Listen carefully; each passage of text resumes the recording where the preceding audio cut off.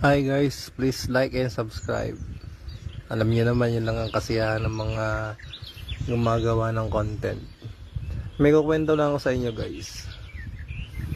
Alam niyo ba na sa tao, lahat na ng sakit ibigay mo. Saktan mo na yan ng pisikal, ng salita. Pero ang mas pinakamasakit, yung akala mo hindi natin mahal. Yung wala lang, andyan lang siya. Pag nawala sa atin, lalo pa kung mahal mo, tas mawala sa iyo.